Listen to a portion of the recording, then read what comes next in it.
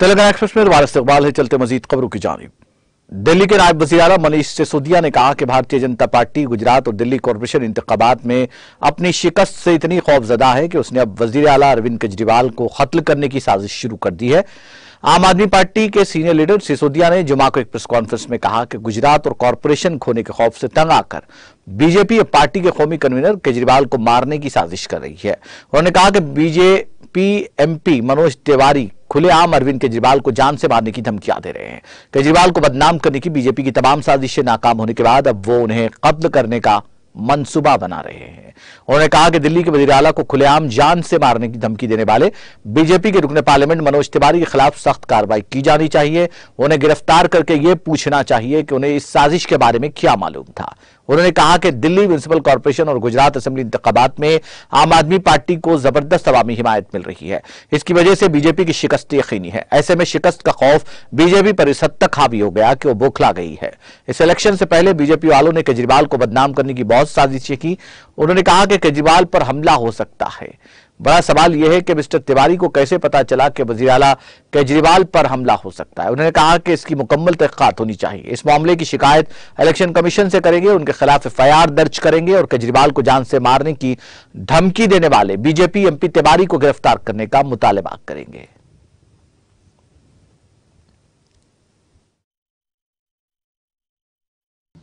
दिल्ली और गुजरात में जिस तरह का चुनावी माहौल बना हुआ है एमसीडी के चुनाव में और गुजरात विधानसभा के चुनाव में, उससे भारतीय जनता पार्टी इतनी बुरी तरह से बौखला गई है कि वो अब अपनी साजिशों से ऊपर उठकर, अपनी षड्यंत्रों से ऊपर उठकर हत्या के मंसूबे बनाने लगी है।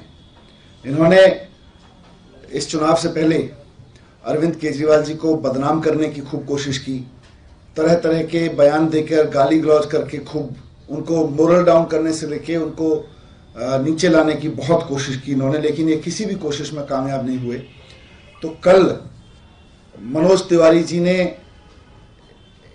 एक तरह से धमकी दी है केजरीवाल जी को, और मनोज तिवारी जी की उस धमकी से ये साफ हो जा रहा है कि भारतीय जनता पार्टी अरविंद केजरीवाल जी की हत्या करने की साजिश कर रही है। जिस तरह से कल मनोज तिवारी जी ने जिस भाषा में बात की है, वह पूरी तरह से खुली धमकी है कि षड्यंत्रों में अरविंद केजरीवाल जी को फंसाने में नाकामयाब भाजपा तरह तरह की गाली गलौज, तरह तरह के आरोपों, तरह तरह के झूठ में उनको बदनाम करने की कोशिशों में नाकाम हुई भाजपा अब हत्या की कोशिशों पर उतर आई है। जिस तरह का षड्यंत्र रचा गया है वो मनोज तिवारी जी की भाषा से साफ हो जा रहा है। मनोज तिवारी जी कहने के लिए कह रहे हैं कि कोई हमला कर सकता है, लेकिन उनको कैसे पता, उनको कैसे अंदाजा है इस बात का? इसकी पूरी जांच होनी चाहिए। आज हम इस मामले की शिकायत इलेक्शन कमीशन में भी करेंगे और एफआईआर भी कराएंगे और मांग करते हैं कि अरविंद केजरीवाल जी को हत्या की धमकी देने के आरोप में मनोज तिवारी जी को गिरफ्तार किया जाए। और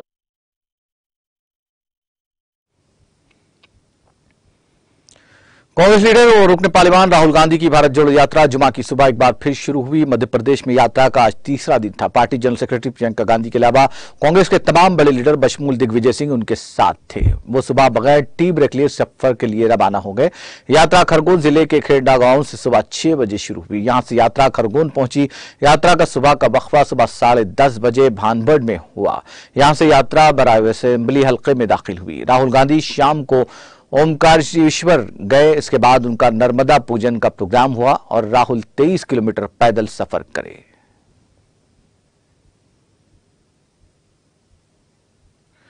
कांग्रेस के सीनियर लीडर जयराम रमेश ने कहा कि भारत जोड़ो यात्रा के दौरान उन्हें मध्य प्रदेश में सड़कों पर सिर्फ गड्ढे नजर आए। मध्य प्रदेश के खरगोन जिले के भानगढ़ में आज साथियों से बात करते हुए जयराम रमेश ने कहा कि बुरहानपुर, खंडवा और मध्य प्रदेश के खरगोन जिले में सड़कों पर सिर्फ गड्ढे ही नजर आए हैं। उन्होंने कहा कि भारत जोड़ो यात्रा 7वीं रियासत मध्य प्रदेश में दाखिल हो गई, लेकिन उन्हें साबिक़ा 6 रियासतों के सफर में किसी किस्म की परेशानी का सामना नहीं करना पड़ा। उन्होंने कहा कि वज़ीर आला शिवराज सिंह चौहान तकरीबन 17 साल से मध्य प्रदेश में वाशिंगटन जैसी सड़कें होने के बुलंदबांग दावे कर रहे हैं, लेकिन यहां की सड़कों को देखकर उन्हें खतरा महसूस हुआ। उन्होंने उम्मीद जाहिर की कि चौहान अपने बखिया दौर में सड़कों को बेहतर करने में कामयाब होंगे। उन्होंने कहा कि सड़कें खराब जरूर है, लेकिन भारत जोड़ो यात्रा को यहां अच्छा रिस्पांस मिला है। उन्होंने कहा कि भारत जोड़ो यात्रा दरअसल कांग्रेस के नजरिए पर यकीन रखने वालों के लिए लाइफलाइन का काम कर रही है, जिसकी वजह से कांग्रेस तंजीम और नौजवानों में नया जोश और बलबला पैदा हुआ है। उन्होंने कहा कि इलेक्शन पर इस दौरे के असरात अलग बात है। इलेक्शन के लिए तंजीम, इत्तेहाद और नज्म ज़ब्त को मजीद मजबूत करने की जरूरत है।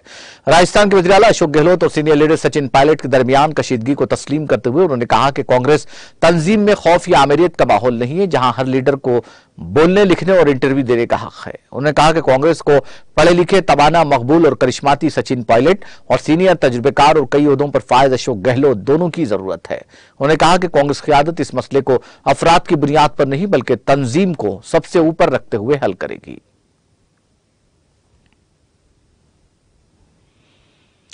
ओडिशा कानून साज असेंबली के सरमाई इजलास में जुमा को किसानों के मामले पर हंगामा हुआ, जिसकी वजह से ऐवान की कार्रवाई 11:30 बजे तक मुलतवी करनी पड़ी। आज सुबह 10:30 बजे जैसे ऐवान की कार्रवाई शुरू होने के बाद अपोजिशन, कांग्रेस और बीजेपी के अरकान वक्फ सवालात के दौरान ऐवान के बीच में गए और बीजू जनता दल ने हुकूमत के खिलाफ नाराबाजी शुरू कर दी।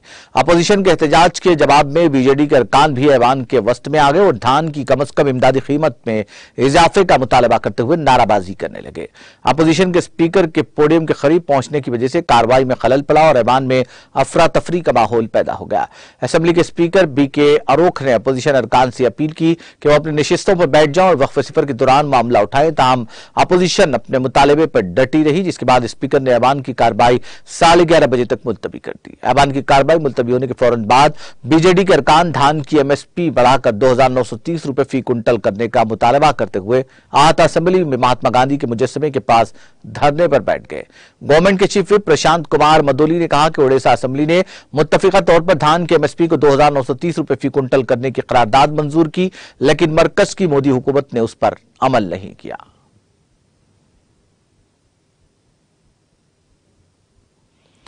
रियासत में अपनी तकर्री के बाद गवर्नर कोश्यारी ने मुतनाज़ा बयानात देने के लिए शोहरत हासिल कर ली। ऐसा लगता है कि गवर्नर ने अपना यह मिशन बना लिया है कि मुतनाज़ा बयानात देकर समाज में तनाज़ा पैदा की जाए। ये बातें एनसीपी कौमी सरबराह शरद पवार ने कही। पार्टी दफ्तर में मीडिया के नुमाइंदों से बात करते हुए शरद पवार ने कहा कि महात्मा फुले, सावित्रीबाई फुले और छत्रपति शिवाजी के बारे में बात करते हुए गवर्नर जैसे ओहदे पर बैठे शख्स को एहतियात बरतना चाहिए और अगर कुछ कहना ही है तो जो सच्चाई है वो बयान करना चाहिए। लेकिन अफसोस कि एक ऐसे शख्स को महाराष्ट्र में गवर्नर बनाकर भेज दिया गया है जिसे अपनी जिम्मेदारी का कोई एहसास नहीं है।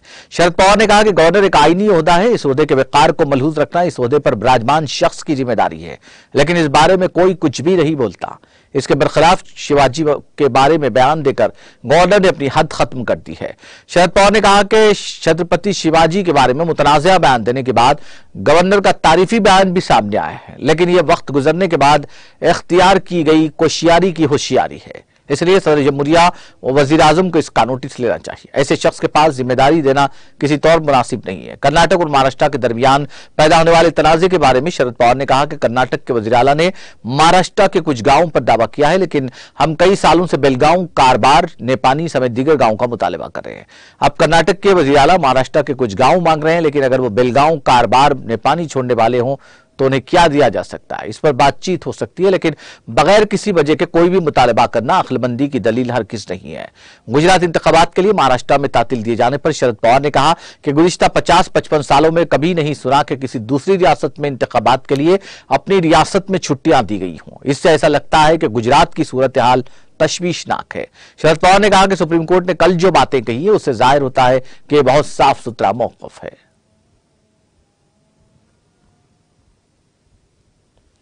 दिल्ली म्युनिसिपल कॉर्पोरेशन के 4 दिसंबर को होने वाले इंतखाबात के लिए कांग्रेस की इंतखाबी मुहिम में शिद्दत पैदा हो गई है। वार्ड 77 से कांग्रेस की उम्मीदवार दीप्ति जाटो ने मेटा महल हल्का असेंबली के माता सुंदरी रोड के डीडीए फ्लैट और दीगर इलाकों में इंचार्ज हल्का मिर्जा जावेद अली, अंसार अहमद, मोहम्मद इसाक की क़यादत में इंतखाबी मुहिम चलाई और घर घर जाकर वोटर्स को अपना तारुफ करवाते हुए कांग्रेस को कामयाब बनाने की अपील की। अपने मुख्तसर खिताब में उन्होंने कहा कि वो दिल्ली की तरक्की चाहते हैं, आवाम की परेशानियों को दूर करना चाहते हैं, सरकारी स्कूल्स जो बंद होने की डगर पर हैं उसको बहाल करेंगे, सरकारी अस्पतालों में सहूलतें फराहम करेंगे।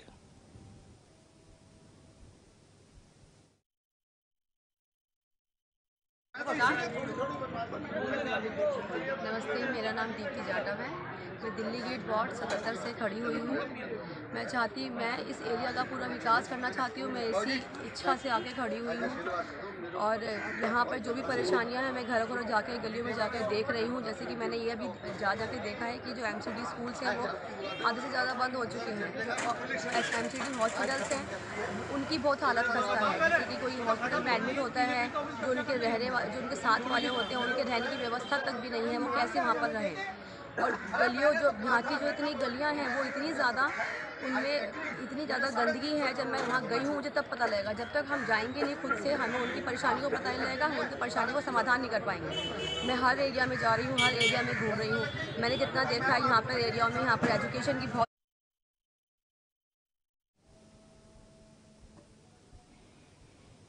एडिशनल डिप्टी कमिश्नर तलार कश्मीर शब्बीर अहमद रीना ने लरगाम और बाकी कई गांवों का दौरा करके तरक्याती मंसूबों का जायजा लिया। इस सिलसिले में वो कई अवामी वफूद से भी मिले जिन्होंने मौसूफ को अपने मसाइल के बारे में आगाह किया। इसके अलावा रीना ने कुछ सड़कों पर R&B महकमे की जानिब से हो रहे कामकाज का भी जायजा लिया और कहा कि इन सड़कों पर जल्द से जल्द काम मुकम्मल किया जाएगा ताकि अवाम को राहत पहुंचे।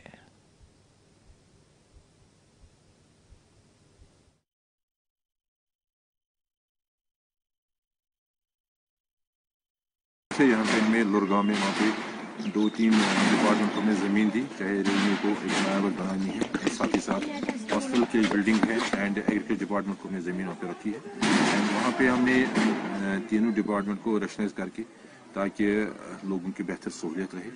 इसके साथ साथ हमारा एक रोड जो कहलियल छानकिता रोड बन रहा है उसको भी मैंने कहीं पे एग्जामिन किया है एंड उनको कहा कि जल्दी से कंप्लीट करके, खासकर हमने माना है कि 30 फुट का रूट हम उसको बना देंगे एंड ये मार्च तक इंशाल्लाह मार्च अप्रैल तक कंप्लीट हो जाएगा ताकि आने वाले टाइम में हम इसकी मैकेडमाइजिंग कर सकते हैं, लोगों को बेहतरी एक सहूलियत मिल सकती है क्योंकि उस रोड की काफ़ी डिमांड है। पहले भी लोग इसकी डिमांड किया करते थे एंड आज ये रोड इंशाल्लाह अच्छा बन जाएगा एंड ये एक पैरेलल रोड में बन जाएगा। जो हमारा त्राल वागड़ लुरगांव रोड है इसका पैरेलल बन जाएगा एंड वहाँ पे जो ट्रैफिक का मेस पोजिशन बन जाती है वो नहीं रहेगी।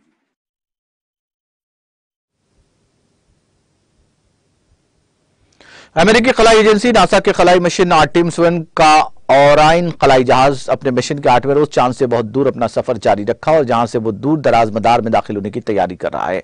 नासा के एक बयान में कहा गया कि आर्टेमिस 1 अपनी मिशन के 8वें रोज चांद के दूर दराज रेट्रोग्रेड मदार में जाने की तैयारी कर रहा है। इस मदार में चांद के गिर्द मगर इसकी मुखालिफ सिमत में सफर करेगा। नासा का खलाई जहाज 3 रोज पहले चांद के करीब पहुंच गया था जहां यह चांद से 80 मील तक के फासले तक पहुंचा।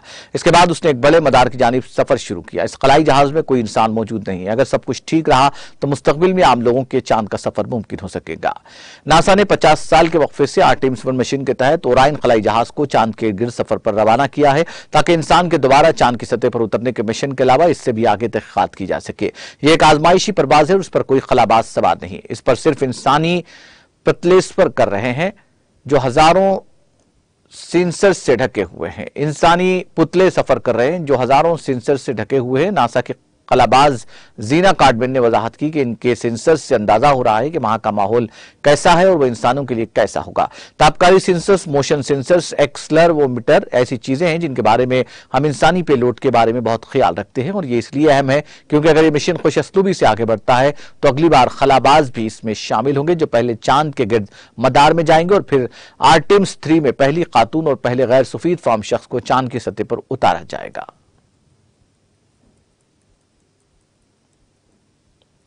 यूक्रेन में रूसी मिसाइल और ड्रोन हमलों के बाद मुल्क की तकरीबन 80% आबादी बिजली के बगैर रहने पर मजबूर है और बिजली और पानी की खदमात बहाल करने की जद्दोजहद जारी है। कैफ के मेयर विटाली क्लिचको ने जुमेरात को कहा कि रूसी हमलों के 24 घंटे बाद शाम तक शहर के तकरीबन 60% घरों में बिजली का बहरान है। दर्जा सिफर से नीचे चला गया। हुक्काम ने बताया कि अमला पानी की सप्लाई बहाल करने में कामयाब हो गया और बिजली बहाल करने के लिए काम कर रहे हैं। नॉर्वेजियन रिफ्यूजी काउंसिल के सेक्रेटरी जनरल जॉन एगलैंड ने कल एक बयान जारी करते हुए कहा कि रूस बहुत मजबूत तासुर बना रहा है। वो यूक्रेन के शहरियों के ठिकानों पर हमला कर रहा है। रूस की जानिब से पावर ग्रिड पर मुसलसल हमलों का जिक्र करते हुए उन्होंने कहा कि आम शहरी शदीद सर्दी में बिजली और पानी के बगैर जिंदगी गुजारने पर मजबूर है। उन्होंने कहा कि यूक्रेन का बिजली की फराहमी का निजाम तबाही के दहाने पर है और हालिया हफ्तों में लाखों लोगों को हंगामी ब्लैकआउट का सामना करना पड़ा है।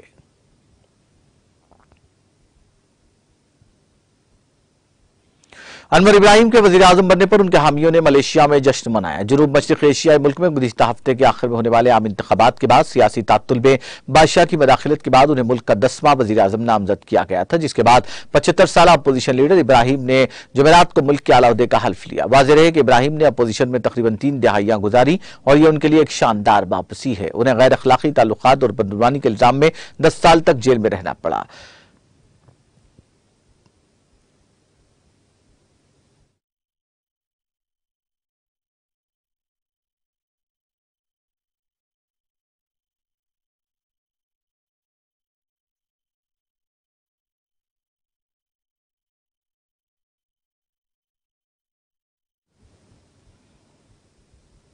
आखिर में सुर्खियां एक बार फिर।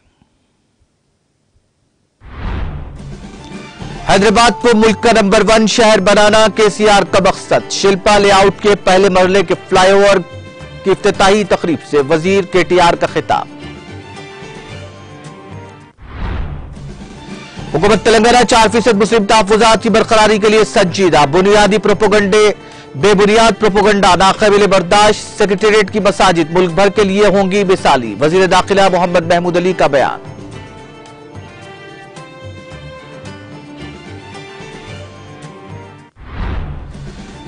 तलबा तालीम के साथ खेलकूद की सरगर्मियों पर भी तवज्जो मरकूज करें। अमीरपेट में मुनक्किदा सरोजा क्रिकेट टूर्नामेंट से वजीर तलसानी श्रीनिवास यादव का खिताब। बीजेपी पर केजरीवाल को कत्ल करने की साजिश का आम आदमी पार्टी ने लगाया इल्जाम। नायब वजीर आला मनीष सिसोदिया ने कहा, गुजरात और दिल्ली कॉरपोरेशन इंतखाबात में शिकस्त से है खौफजदा। मध्य प्रदेश में राहुल गांधी की भारत जोड़ो यात्रा तीसरे दिन भी जारी। जयराम रमेश ने कहा, यात्रा के दौरान सड़कों पर सिर्फ गड्ढे नजर आए। उड़ीसा असेंबली में किसानों के मामले पर हंगामा। ऐवान की कार्रवाई मुलतवी। एमएसपी में इजाफे को लेकर अपोजिशन ने किया हंगामा। स्पीकर की अपीलें बेअसर।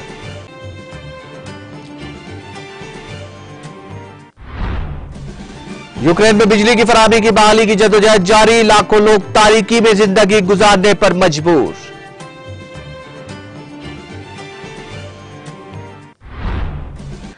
और अमेरिकी खलाई एजेंसी का ओराइन खलाई जहाज चांद तक रसाई का सफर जारी। मुस्तकबिल में आम लोगों के चांद मुमकिन बनाने का आज़म।